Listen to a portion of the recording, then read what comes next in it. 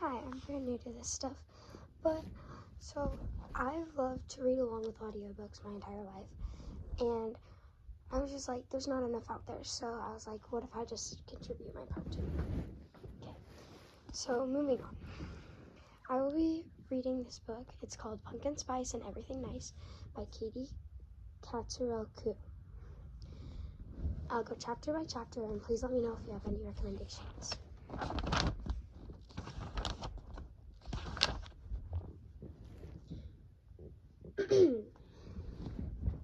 Sometimes I feel like my hometown of Barrier Glen is just showing off.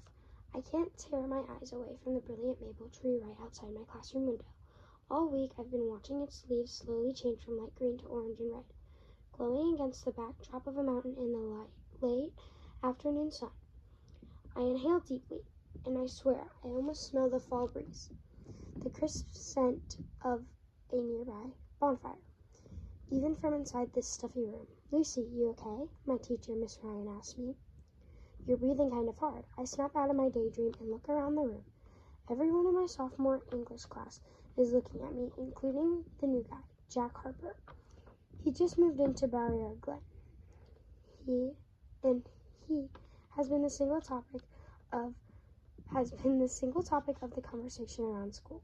As I take in his features, I'm still not convinced he's actually a person and not a robot. People like him don't exist in real life. His eyes are not green, but like the green in crayon-box green. Not hazel, not greenish, pure, one-handed % green, and even a brick wall would notice the muscles in his arm. Yeah, I know he's not real, definitely some kind of robot. But then he smiles at me, and I don't think robots can smile like him. Robots shouldn't make me blush, right? I quickly turn back to Miss Ryan. Yep. Miss Ryan looks at me a second longer, unconvinced. Okay. She finally says, "Great expectations. Who wants to tell me why they think Pip is ashamed of Joe?" I dig through my backpack, trying to find my paperback copy of Great Expectations. Maybe if I look busy, Miss Ryan won't call on me, because I might have sort of fallen asleep during the assigned reading last night. But where's my book? I know I put it in here somewhere. Ah, there it is, under my history book. I try to pull Great Expectations out, but it's stuck on something. What the heck is in my bag? I give the paper back a big tug, then rip, sigh. Of course, I hold Great Expectations in my hand. Sans covered, and I look up. Miss Ryan clears her throat and eyebrow raise. "You sure, Lucy?" Everyone is staring at me again, including Jack Harper. This time I glance at Melanie Cadlock, who sits right next to Jack, the head of the cheerleading squad. Could they be more cliche? Good-looking couple? Not that they are a couple yet. They definitely will be by Halloween, though, at the latest. Melanie leans forward in her desk and says something to Jack, flashing her million-watt smile, then flips her long brown curly hair over her shoulder. "All good," I say to Miss Ryan, turning back to her face, still holding my torn book. I listen as everyone talks about Pip's shame toward the end of class. I turn to look at the clock, and it almost seems like Jack's staring at me. Weird. Must be some kind of programming error. Finally, the bell rings, and I hop out of my seat. It's 3:00, which means I need to get to my mom's coffee shop, Cup of Joe. Like now, it's Friday afternoon in October, and I know she's slammed with leaf-peeping tourists. I head to my locker where one of my best friends, Evie, is waiting for me. I knew you weren't a huge Dickens fan, but wow, a bit dramatic," she says, looking at the coverless book in my hands. "It got stuck on something. The cover ripped, like in the middle of class, which is apparently hilarious to everyone, including Jack Harper, who's heading this way." "Huh?" I start to turn, but in my haste, somehow I manage to trip over my bag, spilling its contents everywhere. Great. I bend down, trying to shovel everything back in it. Evie kneels to help me. Not to alarm you or anything, she whispers, but he's like 2 feet away. What? Hey, Lucy? I hear a voice say behind me. I look at Evie, who smirks. She stands up first, and I follow. Turn, and Jack Harper is standing right in front of me. I've only ever seen him from across the classroom, and this close up, I realize how much taller he is than me. I barely clock in at 5 feet 2. He has freckles across his nose and his cheeks, and I can see everything. I can see that his eyes are even more sparkly, and wow, his eyelashes are really long. I also realize that he has just asked me something, but I have no idea. What? Sorry, what did you say? He registers my confusion. I said, I know it's weird, but I have copies of a few different editions of Great Expectations. It's my favorite Dickens novel. That's cool, I say, my brain short-circuiting. Why is he telling me this? Do you want one of my copies, he asks, as if he can read my mind without a ripped cover. Oh, right. Thanks. That's nice of you. I finally say, understanding why Jack Harper is standing at my locker talking to me. How are you liking it so far? He asked. The book is fine. Still readable. Or apparently readable. She hates Dickens, Evie says. I'd almost forgotten she was there. Hates Dickens? Jack mimes, stabbing himself in the heart. You can't hate all Dickens. What about A Tale of Two Cities? It cured her anemia. Evie says brightly. Evie! I say, feeling my face flush. Just drive that dagger in farther, Jack says, his hand on his chest. Sorry, I say. I mean, thanks. I'm cool with the book I have, but if I change my mind, I'll let you know. Jack sighs. How can you not like Great Expectations? He looks at Evie as if she'll have an answer, but she just shrugs. Different strokes, Evie suggests. Fair enough. Jack laughs. See you later. You too, I say. For a moment, Jack gives me a confused look, and then he's on his way down the hallway. It's not until he's on the staircase leading out that I realize what I had said to Jack Harper makes no sense. But it's okay, because Jack Harper makes no sense to me. You too, Evie says, looking at me, one eyebrow raised. I'm in a hurry. Evie says. He's cute, and he likes to read, and he just offered to give you one of his books, and you said no? I think that's like a cardinal sin, to turn down a book when a book nerd offers you one. He's not a book nerd, I say. He was just being nice. Evie repeats.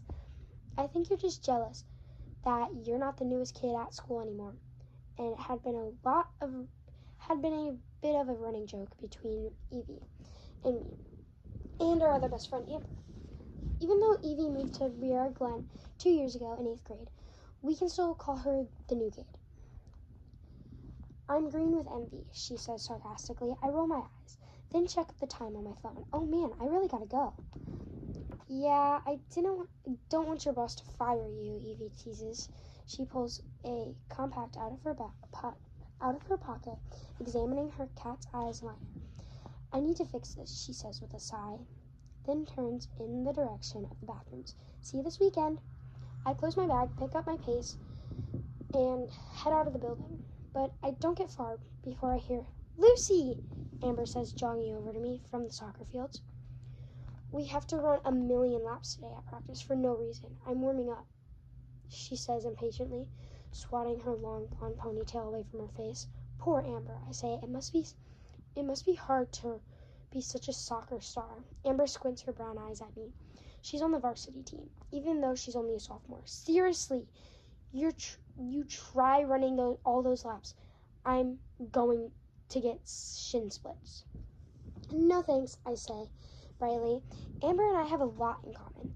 I shared an addiction to competitive cooking and baking TV shows, a severe dislike of the color beige, but athleticism is not one of them. I'll stop by the shop tomorrow. Save me a corner Rice Krispie treat, okay? Always, I promise with a smile and a nod. Amber heads back to the soccer fields. It's a 10-minute walk to Main Street, a walk I can do in 8 minutes when I'm in a hurry, like I usually am. My mom has a handful of part-time workers, but I still want to get to the shop as quickly as I can to relieve her of some of the craziness. I pull my dirty blonde hair up in a messy bun as I quickly walk down the quiet tree-lined streets, which are a mixture of color nails and craftsman styles, and even a few Victorian houses. Paper cutout pumpkins, ghosts, and spiders fill the windows, and pumpkins, jack-o'-lanterns, and gourd of all shapes and sizes adorn the porches.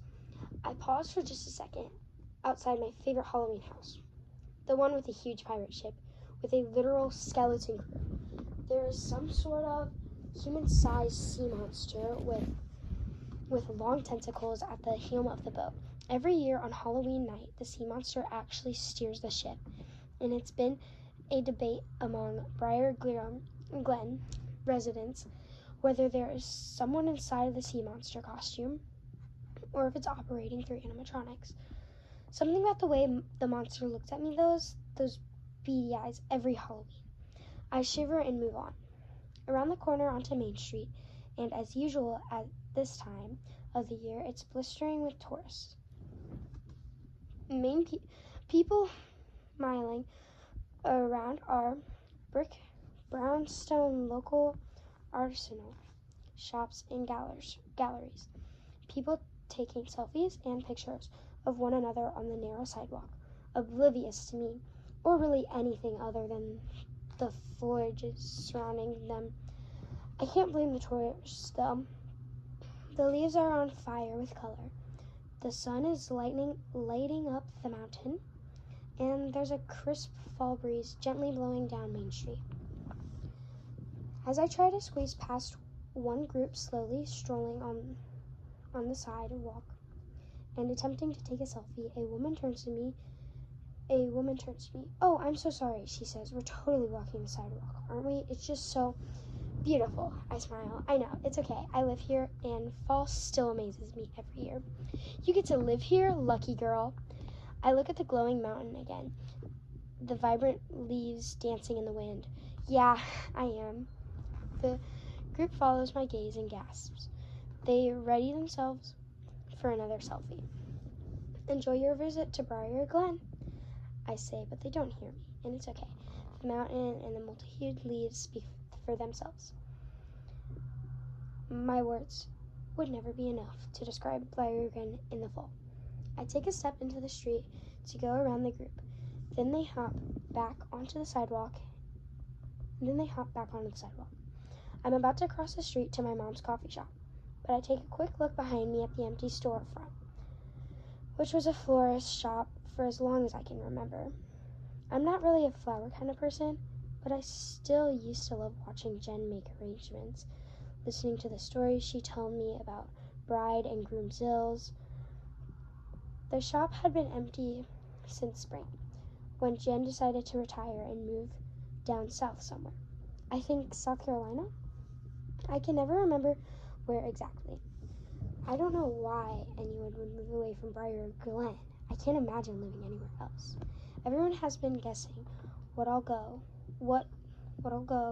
in the space. My favorite guesses was Lucky's, the Town Barber, a froyo place where you can add as many toppings as you want. But as I look to the empty storefront again, I notice a flyer taped to the inside of the door. That wasn't there yesterday. I can't see what it says, so I get closer. "See you soon. Everyone's favorite coffee shop will be here shortly." And then I gasp. Underneath the words, a logo for the most popular coffee chains in the world, Java Junction, which is opening across the street from our coffee shop. Okay, that was chapter 1 of Pumpkin Spice and Everything Nice. Thank you for listening. I'll have chapter 2 soon.